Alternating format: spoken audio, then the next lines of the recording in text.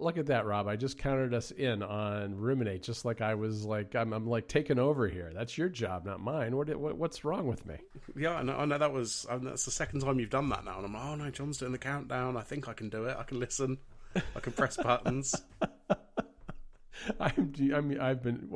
Just so you know, I do that on all the Mac Story shows for whatever reason, and so I think I forget sometimes. I forget my what my role is depending on where I happen to be. You know what I'm doing, Rob, right now as we speak here live, but no one will listen to it live, is I am looking to see how many hours I have played of Tears of the Kingdom.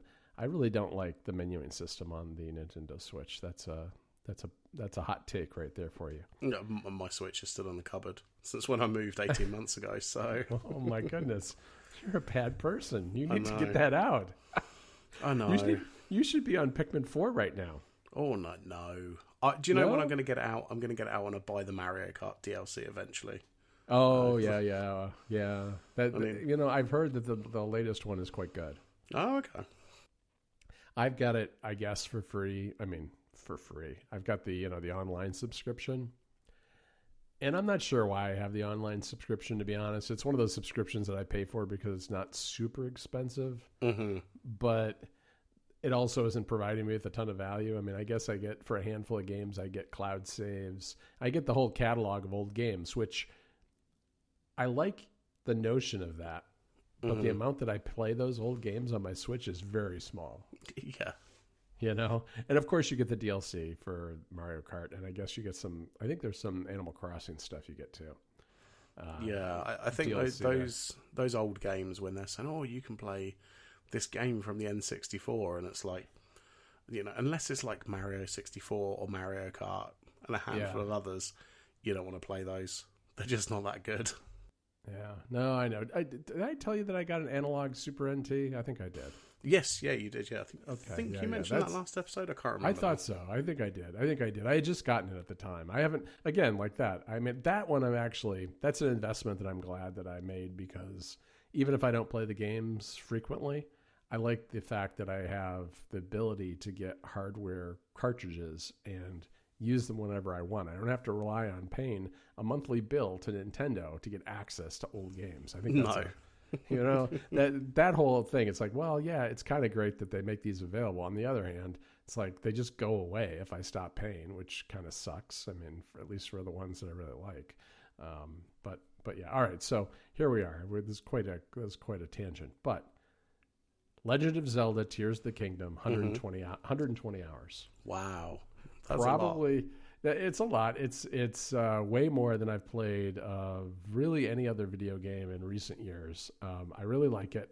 I have this weird style of play, which is basically, one of the characters that tells me, oh, you got to go over here and do this thing, and I'm like, well, all right. I start wandering that way, and then I get distracted. I'm very easily distracted in Tears of the Kingdom. I do side quest after side quest after side quest. I don't use horses. Until recently, I don't fast travel. I just walk my way through the landscape, doing things a little bit here and there, picking up all the collectibles. Really, like 100% in the game, a few feet at a time. So you're really you're out there just milling about, just pottering, seeing what's about, seeing what's going on. Very random. It's very, very, very random. And I think I do this in spurts, and then I go back to the story. And the most recent one was because of the Zora domain, which is like the water clan of people. And I started doing the storyline there to get to the water temple, and I was having a little trouble with it, and I really didn't like the Zora domain that much. I was like, ugh, and I just left. And then I just went on walkabout for several weeks until I was admonished by Federico Vitici to finish the game and get through the storyline, because he finished, I think, in about 75 hours. And so I thought, all right, yeah, you're probably right. I should probably just see what's going on with the story so we can chat about it. And so I've been grinding my way through the mainline story ever since then. I finished Zora's Domain first. I finished everything except for the Lightning Temple. That's my last one. And I should get to that tonight. And that game, has really just occupied a spot in my brain and in my life like no other video game in recent memory. So it's pretty cool, and I like that it has all this. It feels almost endless because there's just stuff I haven't done much of. Like I haven't spent much time on the Sky Islands. I spent a good amount of time in the depths underground, but not a ton. Not a ton. There's still a million different side quests, whole bunch of temples. Like I said, I don't really ride around on the horses because I feel like I'm missing stuff when I'm on the horses. But I am fast traveling now because it's like if I'm going to walk from one end of the map to the other, that's going to take me a whole session just to do that. So I am fast traveling around in order to get this story going. But you've had your Switch in storage for 18 months. Have you become a Nintendo hater? I'm not a hater. Okay, all right. There just hasn't been anything interesting come out that I want to play. Yeah, there isn't much. I will give you that. There's a couple of things that are sort of on my radar, like the Mario and Rabbids sequel. Mm-hmm. I'd like to get to that at some point. But to be honest, off the top of my head, I think that's the only one I really care about.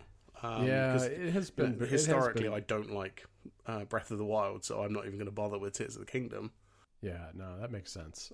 I kind of hope they do a DLC, but there's been no news on that, which is a little bit. I think by now, with Breath of the Wild, we'd already heard that there was going to be DLC, but I don't know. In any event, well, I get that because I know you're not into Zelda, but and you're right. There really hasn't been a whole lot. Now, Pikmin 4 came out, which I've heard good things about. I'm not. I played the Pikmin iOS game for a while because I just so happened to be traveling a lot when that game came out, and it's a little bit like Pokemon Go where it's kind of useful to be traveling and going to different places. So I was in Ireland and Rome kind of back to back, and so I collected a lot of Pikmin. Then I came back to the States and I never touched the game again.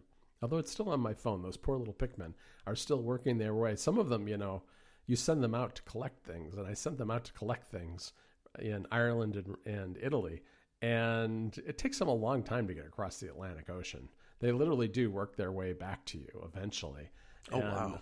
And I stopped playing before they all returned. So I don't know if they're out there floating in the ocean or, they've come back and haven't been fed. I don't know what's going on. I probably ought to do something about that. Yeah, they're just sort of wandering around in circles like, where's that guy who sent us out for stuff? Right, waiting to collect all of whatever, I forget what they are, like fruits or whatever. But 4 is supposed to be pretty good, and I think 1 and 2 recently came out on the online service. But Pikmin's not really been a game that I've ever played in the past, so while it's possible I might test those waters at some point, I'm not in any rush to do it. Yeah, I mean that seems reasonable. It's like I say, it's not that I dislike it. I think when the Switch came out, there was a sort of flurry of games that I wanted to play, and then of course I have a 5-month-old child now, so I have no time to play games anyway. Right. I've got a perfectly good PS5 under the TV that hasn't been turned on in probably 4 or 5 months. So will it be turned on for Spider-Man though? Well, maybe. I honestly don't know. I don't know if I'm even going to have time. Because that's in September, I want to say. Yeah, I think so. I'm going to try. I'm going to try and find some time, but I'm not sure I can make any guarantees on that at the moment. Yeah. Well, that's kind of what spurred me also to get Zelda finishes. That Spider-Man's coming, and so is Starfield on the Xbox. Mm-hmm. And I like to try those games out. Plus, Dave the Diver, I've heard, is very good. Oh, okay. That's a Steam game. Right. It's probably on it might be on consoles too. I haven't really looked into it, but I bought it on Steam because I thought I'd play on the Steam Deck because it's kind of it's an indie pixelated game. It's not, it's not like hugely taxing on a system, so it should be fine on the Steam Deck. So that'll be that will probably be what tides me over until some of these other big games come out soon. Yeah. Historically, I think this podcast almost exists as a record of ridiculous things we've bought. Yes, it does. I got an advert on Instagram yesterday, and it said, Barbie single on cassette for 99p delivered. And I'm like, well, it's 99p. Like, sure, I'll have a cassette for 99p. I was wondering where you saw that, where you came up with that thing to buy. Because I didn't realize they were doing that. Yeah, so this is Billie Eilish's single, I guess, from the Barbie soundtrack. I haven't seen the movie yet either. It's a good it's a good song. I have not seen the movie either. I haven't even listened to the song, but there was just something about Pink Cassette that was calling to me. So I was like, "Do you know what? I'm just going to buy this. It's 99p. Apparently, it's coming in a couple of days. I don't know. All right. We'll see." Nice.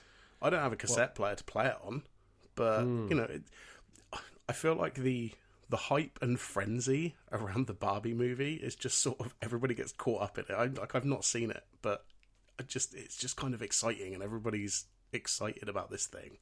Yeah, they really are. I mean, it's supposed to be quite a good movie, and it's done extraordinarily well too, which is great. I mean, I did go see Oppenheimer, which is very long, and I found dragged in the last hour a bit. Right. But a very good movie nonetheless. And I just haven't gotten around to seeing Barbie. And at this point, I may just wait for it to come out on streaming services or something. I'm not sure yet. But yeah, I don't think I've seen a hype like this. And I don't just mean people being excited about a movie, but the amount of like cross promotion with clothing and music and all of this merchandise. Like, off the top of my head, I think like the Spice Girls movie, when that came out, at least in the UK, I mean, that was the amount of merchandise that was available for that movie was just unbelievable. Yeah. And like Jurassic Park was up there as well. Like, there was a lot of merchandise for that as well. But it's just this interesting sort of cultural thing where this particular movie has kind of captured the imagination of everybody. You know what movie I saw recently that I did not like that much and I was a little disappointed about was the Super Mario. Oh, no. Yeah, I was like, it was all right. I mean, I didn't think it was bad, but maybe I was too tired or something when I watched it because I was dozing off at one point. But I was like, it's all right. I mean, it just really didn't do anything for me. And I know a lot of people I know really enjoyed it a lot. But for whatever reason, just didn't click for me for some reason. So that was a little bit of a disappointment. Oh, that's a shame. I mean, that's another one that's on my list that I'll get to at some point. Yeah, I mean, it has a lot of nice, fun references to very early Mario, games and things like that are kind of fun to listen to see and see how they brought them into the movie. But it didn't really do all that much for me.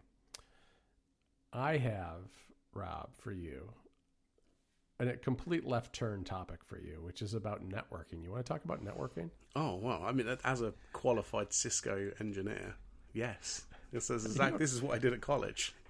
Are you a qualified? I didn't know that you were a qualified Cisco engineer. Oh, yeah. Oh, good. I'm talking to the right person then. All right. So please don't ask me any actual questions because this was quite a long time ago now.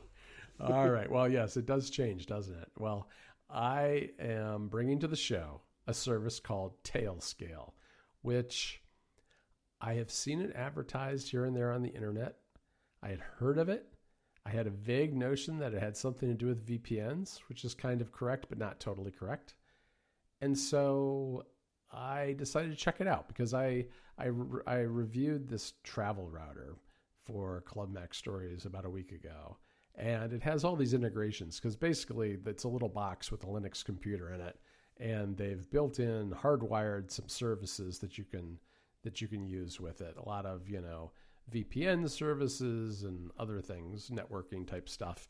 And one of them was Tailscale. I was like, I had to check out what this is. So I looked into it. And it's really kind of neat, actually, because what it is it's a network layer that sits on top of the internet, basically. You install their service on your devices, and it generates and creates a peer-to-peer network among your devices. So what Tailscale is doing with their software is they're coordinating the connections directly peer-to-peer between your devices. They're not like your traffic's not going through their servers or anything like that. You're basically piggybacking on top of, existing Wi-Fi or wired networking, a sub-network of just your stuff, which has some interesting possibilities. Now, it doesn't mean that you're not still sending data over the internet. Like, people use VPNs like in a coffee shop because they want everything to be encrypted because like maybe there's no password on the Wi-Fi router and they don't want anybody sniffing the traffic and figuring out what their password is and stuff like that. It doesn't help with that out of the box once you first set it up because all you're doing is creating this subnet, this layer on top network that's using the existing infrastructure. And if that existing infrastructure is insecure, so is your little Tailscale network. However, it also has this notion of what they call an exit node. So you can designate one of your machines as an exit node, and it will send all of your traffic, even when you're connected to those insecure Wi-Fi networks, through your home networks, that whatever that your exit node is. And for me, that's like the Mac Studio sitting on my desk, which is here and on all the time. So if I'm out and about, for instance, and have that situation, I can turn on the exit node, and I can use shortcuts even because they have shortcuts integration with their apps, and assign it to a personal automation where if I leave the house, Tailscale is enabled, my exit node is enabled, and all my traffic is running through my home Wi-Fi setup or my home internet setup, which is a 2G setup, so it's very fast. And I've barely noticed any kind of slowdown in doing that, it's pretty neat. It enables a lot of cool stuff. Like I was able to get my son in Ireland. He's running his Mac through my exit node so that he can watch American streaming services from Ireland without having to worry about the latest crackdowns from the streaming services, which, funnily enough, as an aside, my son in California can't watch our Netflix account, but the one in Ireland can because they haven't cracked down in Ireland yet, which is kind of, it's kind of amazing that that's the case. But anyway, so I've got this network and it's kind of fun and interesting to play around with. I'm not like that concerned about my network traffic and stuff, but I have been, working away from the house more often lately in various places. So I figured, getting back into kind of a little good VPN hygiene is not a bad thing to do. And it's free, which, a lot of people are paying money for VPNs. I used to. And this is 100% free and I think performs just as well. And because you are using your own machines, you're not relying on a VPN company not doing something that they shouldn't with your data. So that's good. And because it's a peer-to-peer network, you can also send files, big or small, between your devices very, very quickly because it's not being rerouted through a bunch of servers. It's just going from one to the other, even if you're separated from them geographically. Yeah, that particular feature is very interesting to me. Well, there's two. There's that, and also the fact that it will run on a Raspberry Pi. Yes. Which is great because I'm looking at two of them right now that are not being used on my desk. So it should be relatively easy for me to get this set up. Yeah, I should mention that. Yeah, because their software runs on everything. It runs on Windows, Mac, iOS, Raspberry Pi, Linux in general, so that you can mix and match a bunch of different devices all in one. And some hardware, like the router I mentioned, the travel router, are baking the software right into their software stack. So it's very easy then to enable that. And one of the things I know people have been using, like say you are living in an RV in the summertime and driving all around, the UK, and you're unable with the Wi-Fi you're connecting to, wherever you happen to be stopping your RV, you're unable to connect to certain sites because they're limiting the speed or they're limiting the access to whatever site you want to go to. You can use that to tunnel back to your home network at your home, assuming it's still on, and use that network, but be routing everything through your home network so you're not limited. So there's a lot of little things like that can be done to make life easier. People use these a lot for traveling abroad and things like that. Yeah, no, this seems like a lot of fun. I was looking through their website while you were talking, and I mean, the fact that it's free essentially for personal use is kind of amazing as well. Yeah, the way they make their money, because I know people always wonder about that, is that they do sell the service to businesses. So the free tier is, I think it's up to 3 people and 100 devices. So for any individual or small team, like for instance, I could roll this out for Mac Stories very easily because we're small enough that we wouldn't have to pay for it, at least the core team. But you get any bigger than those 3 people and you got to pay for it. And there's like an enterprise tier and all this other stuff. And I think a lot of companies are using this because you can, there's a whole bunch of features that are, I mean, this is really a developer tool. It was designed for developers who have to deal with servers all over the place, all over the world. Or maybe you have a remote office. You can set up a subnet, which is like you have a Tailscale node and everything else connects to the Tailscale node, and the Tailscale sub node can see everything else, all the other IP addresses on that sub node. So you can, those devices that aren't connected to Tailscale, you can still get some of the benefits of Tailscale by doing that. For instance, you might want to do that like with a printer that has, it's a wireless printer, it has an IP address, but it doesn't have any way to install Tailscale on it. There's things like that where, so they've accounted for that sort of situation. It's really well done. And the documentation is excellent. I mean, I know next to nothing about networking, and I was able, each device took me like 2 or 3 minutes to set up. Once I was up and running, everything was networked and I could use the core features without any trouble. And so I just started exploring and figuring out some of these other details about how to transfer files or how to set up one of these subnets and that kind of thing.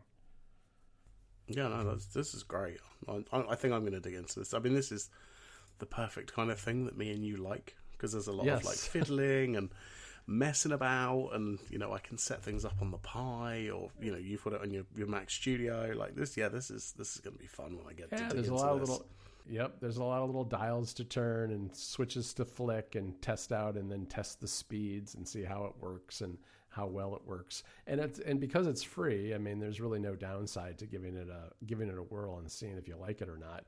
I mean, I think at the end of the day, the core things that I'll end up using are being able to transfer big files quickly between devices, protecting my internet traffic when I'm someplace where I think it might not be secure by sending the traffic through home.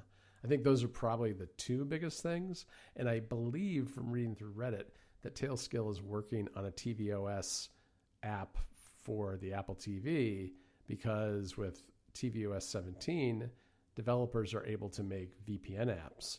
And this qualifies, because for instance, when you turn this on an iPhone, it registers itself as a VPN. There's a switch in settings that shows that you have a VPN on, which is one of the reasons people use these travel routers, because, there are services like, I believe Threads, for instance.